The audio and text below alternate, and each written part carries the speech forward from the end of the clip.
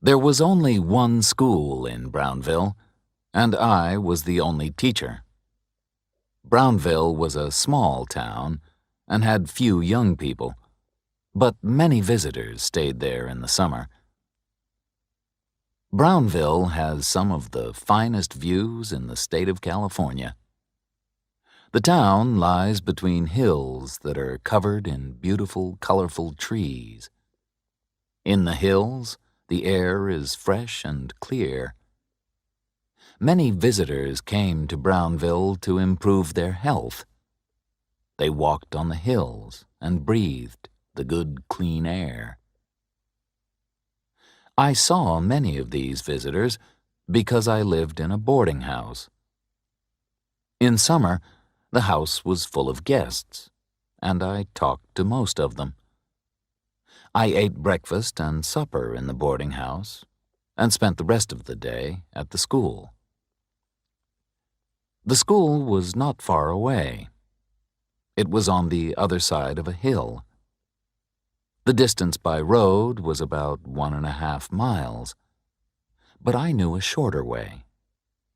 I could walk over the top of the hill in 15 minutes. There was a path that ran through the forest on the hill. I came back along this forest path late one evening.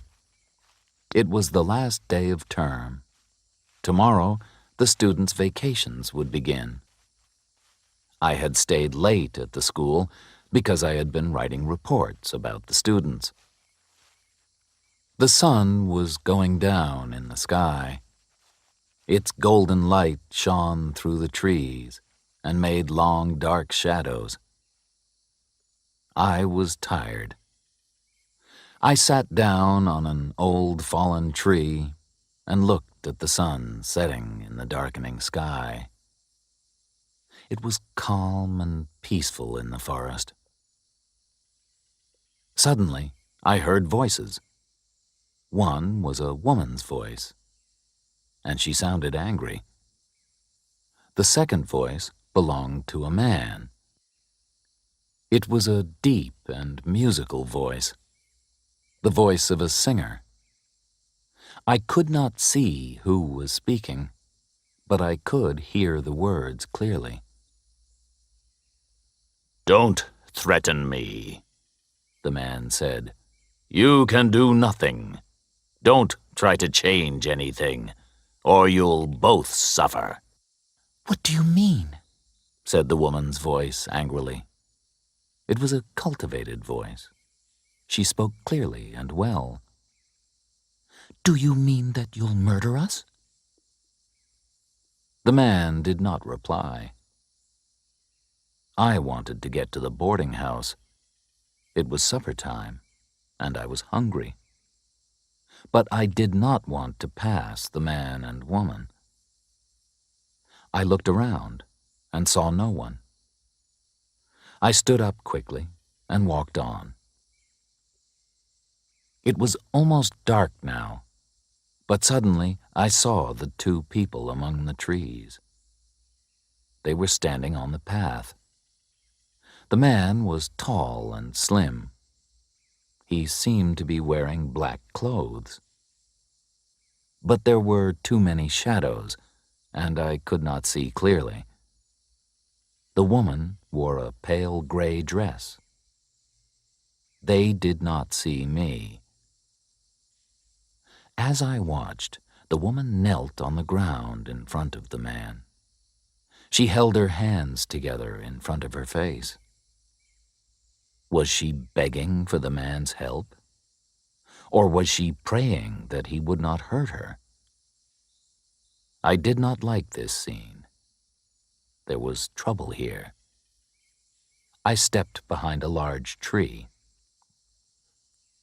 When I looked at the path again, the man and woman had disappeared.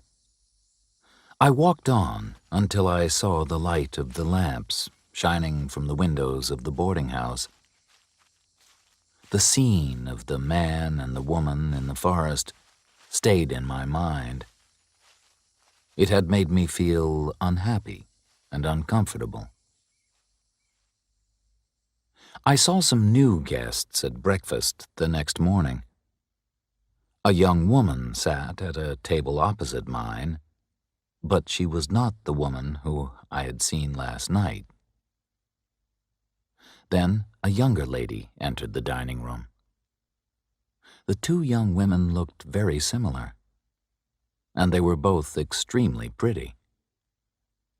When the second young lady spoke, I recognized her voice immediately. I had heard it in the forest. The two ladies were sisters. I guessed that they were about 18 and 20 years old. I finished my coffee and left the dining room quickly. We were the only people in the room, and I did not want to listen to their private conversation. That would be rude, and I did not want them to notice me. I did not see the tall, slim man, but I heard him. He was in the garden of the boarding house. As I had guessed, he was a singer. He was practicing his singing.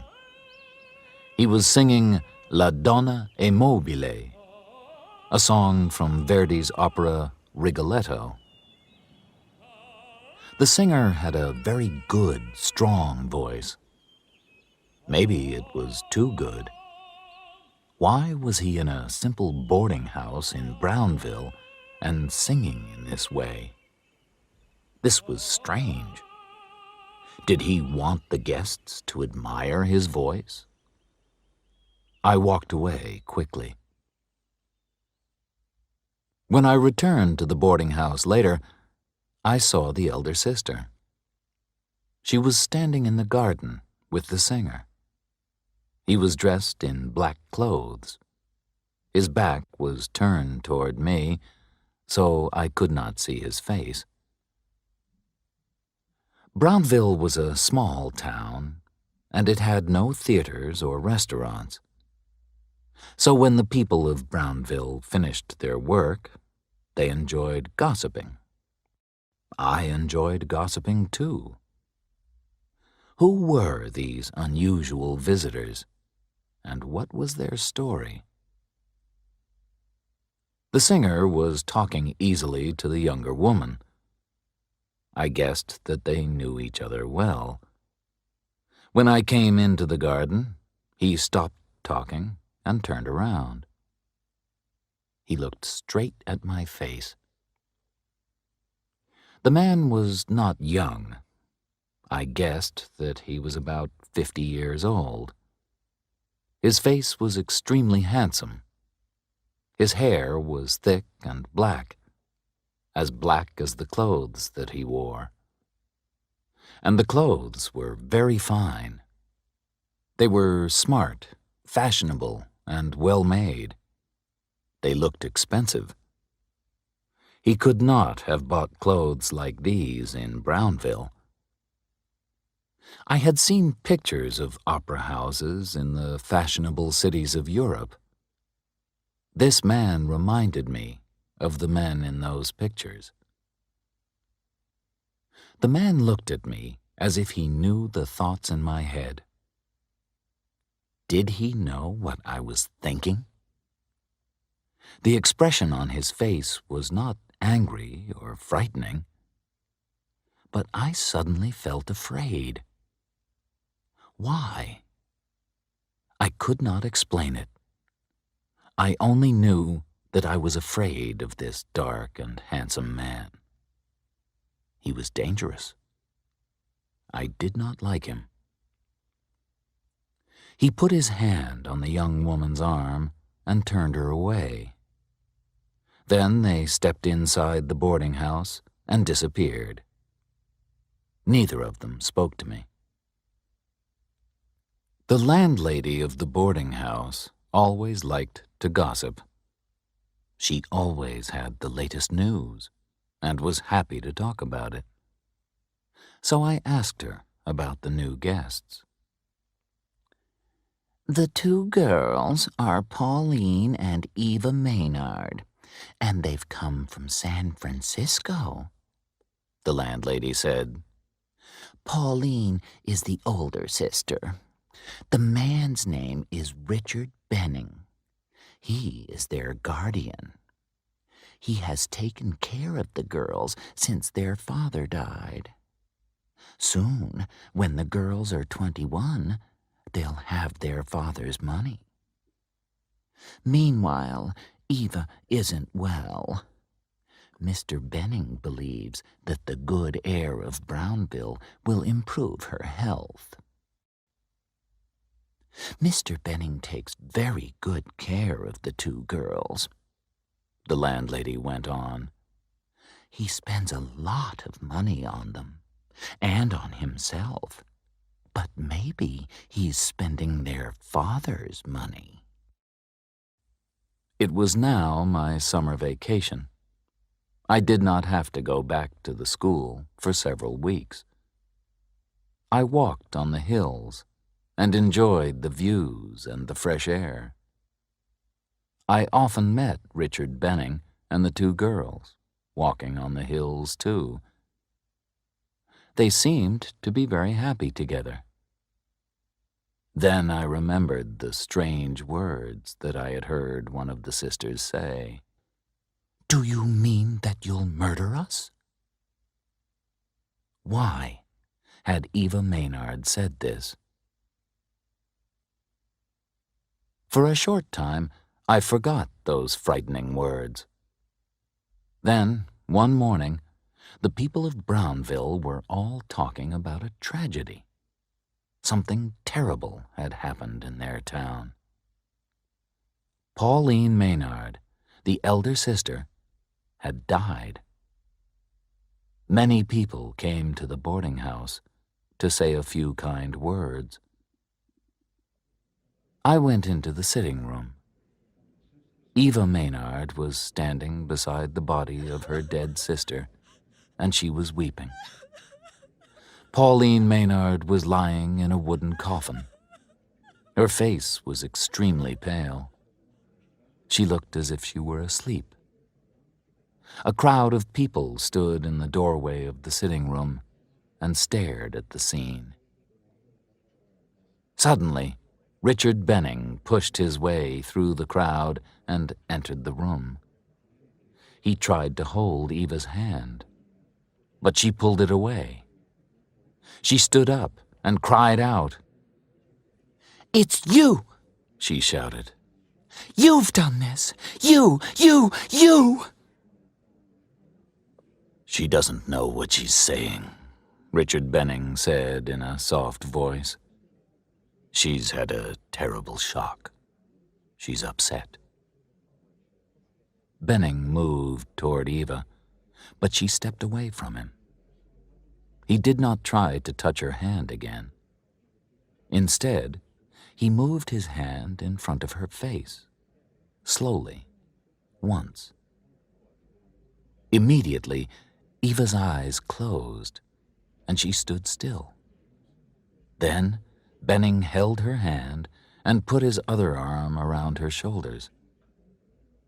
Suddenly, she began to weep again. Then, Benning gently led the young woman out of the room. A few days later, there was an inquest in Brownville. The coroner listened to the words of Benning, a doctor, and several people in the boarding house. Then he wrote these words on Pauline's death certificate. Cause of death, heart disease. They thought that Pauline had died suddenly because her heart was weak. Benning sent for an undertaker from San Francisco. The undertaker took Pauline's body back to the city, and she was buried. Neither Benning nor Eva went to the dead girl's funeral. Many of the people of Brownville thought that this was wrong and strange. "Poor Eva," the landlady said to me. "Her health is not good. Mr. Benning is worried. He doesn't want to take her back to San Francisco. Her health might become worse if she goes to the city. It's better for her to stay here in Brownville." A week passed. One evening, I finished my supper and went into the garden. I saw Richard Benning and Eva Maynard standing beneath a tree. They were holding each other's hands and looking into each other's eyes. It was a very gentle and romantic scene. But it was wrong. They looked like lovers. Benning was a 50-year-old man, and Eva was not yet 20. Also, he was her guardian. Benning should be like a father to the young woman, not a lover. I stood in the shadows, and they did not see me. I did not move, but I listened. "You will kill me," said Eva. "I know that you killed Pauline. I beg you to kill me quickly. Let me go. Let me be at peace." Richard Benning did not reply. He released Eva's hand and walked away. He walked up the hill to the forest where I had first seen him. As he walked, he sang. His fine voice sounded beautiful and wild. Eva stared at her guardian. As she listened, she put her hands together. She held her hands in front of her body, as if she was praying. I walked out of the shadows. Eva turned and stared at me. Maybe I had frightened her. "Miss Maynard," I said, "I'm sorry. I came into the garden and I heard what you said. I believe that you're in danger."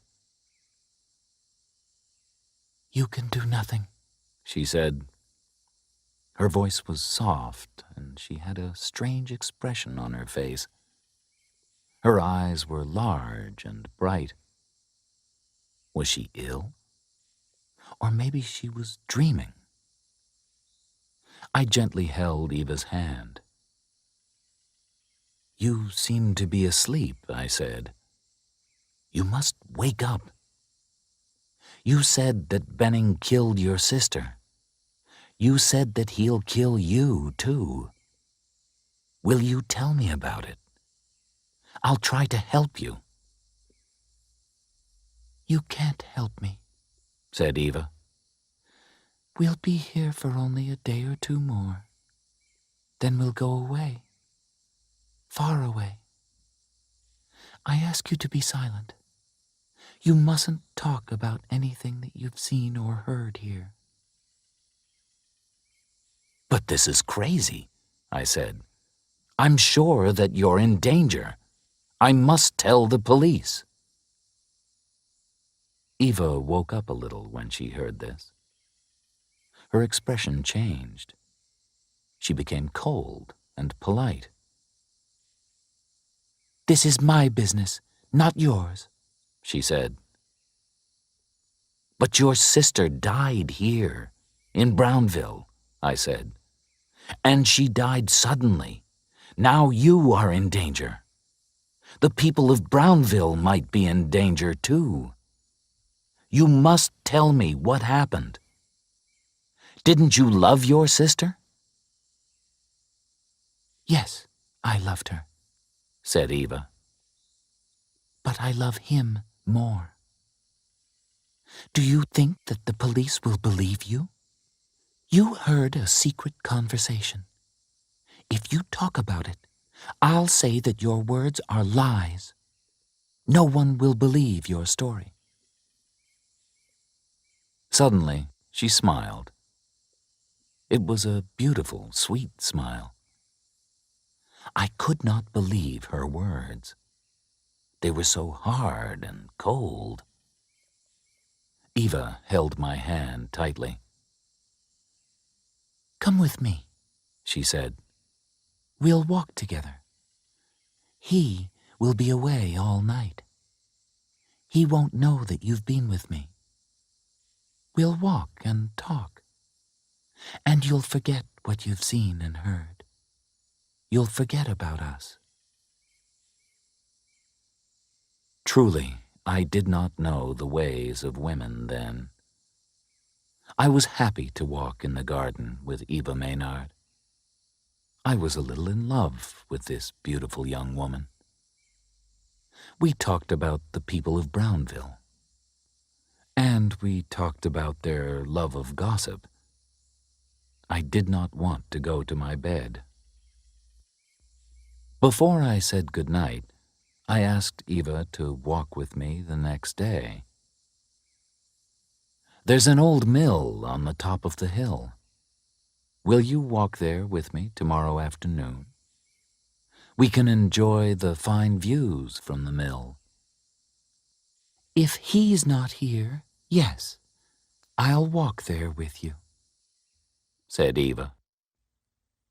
I went to bed feeling happy. I smiled happily as I fell asleep. The next morning, I awoke feeling even happier. Today is going to be a special day, I thought. Eva was not in the dining room at lunchtime. Maybe I had hoped for too much. I am only a school teacher in a small town, and I am not very rich or very handsome. But I was not disappointed. Eva came into the garden. Benning must have gone away. I was the happiest man in the world. Eva said nothing as I followed her up the path to the old mill. She knew the way there because she had walked to the mill many times with her guardian. Eva and I did not have a conversation, but she sang songs. She sang happy and sad songs. Her feelings changed as quickly as clouds pass across the sky. 1 minute sunshine, the next minute shadow. I was happy to be with her, whatever she felt. She walked, and I followed.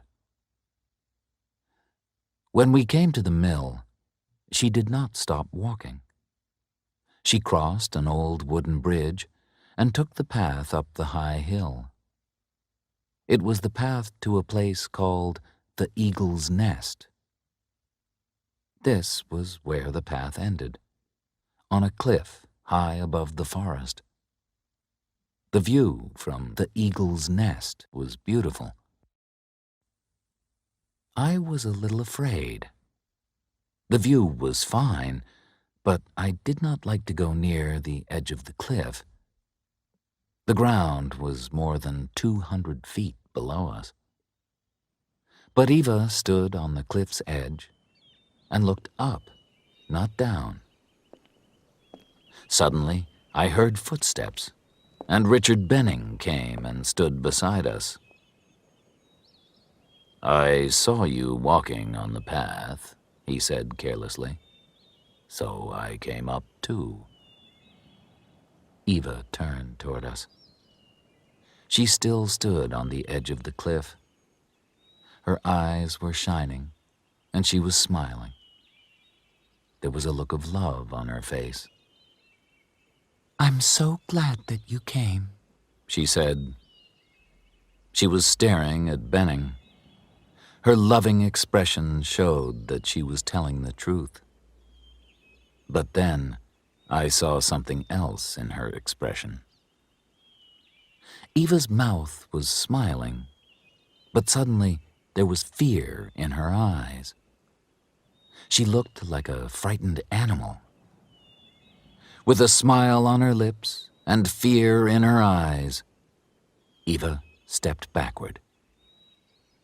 She fell over the edge of the cliff to the ground below. Benning and I ran down the path to the bottom of the cliff. He got there before me. I did not want to look at Eva's body. Beautiful Eva was no longer beautiful.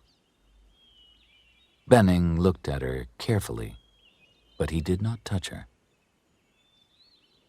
"She's dead. Quite dead," he said. "I'll go to the town and get a police officer. Please, stay here with the body." I did not know what to say. I was shocked. Benning started to walk toward Brownville. Then he turned and looked at me. "You saw what happened," he said carelessly. "It was an accident. Eva killed herself.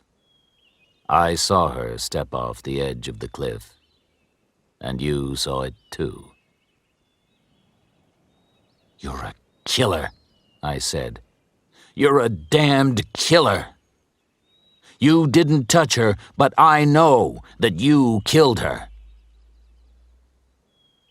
Benning turned his back toward me and walked away. As he walked through the forest, I heard him singing. He was singing a song from Verdi's opera, Rigoletto. La donna è mobile.